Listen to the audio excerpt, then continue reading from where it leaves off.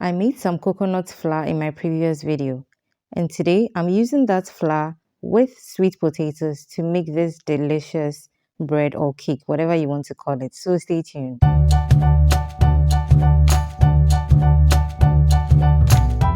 So in a bowl, I'll sift some coconut flour, nutmeg, cinnamon powder, salt, and baking soda. So it's important to sift because the coconut flour especially tends to clump up together, and you don't want that for your cake or bread, okay? And sifting also incorporates some air into it, making the end product fluffy. This recipe was actually inspired by Dr. Sarah Modui. Yes, she's on YouTube as Baby and Co.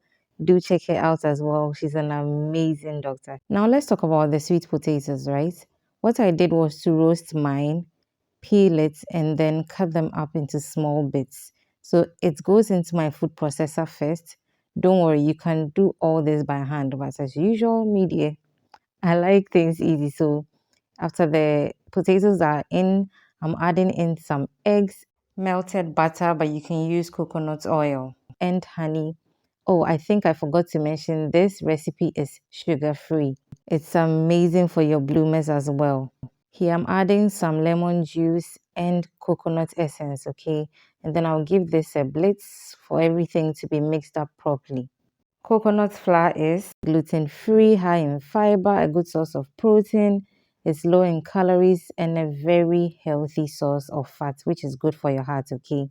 As you saw, I added in my dry ingredients, which I had sifted earlier. And then I'm going to mix so everything is well combined.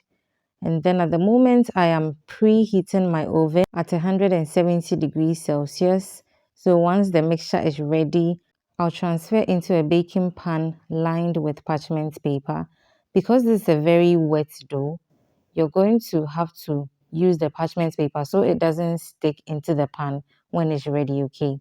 And did I mention this was my first time trying out this recipe? So I made a small batch because I mean, I was afraid of the outcome. Okay, but yeah, and I did it for the sake of doctor, like I mentioned in the beginning. But honestly, I really enjoyed it. I was so happy I decided to try it. Okay, so this was in the oven for about 35 minutes.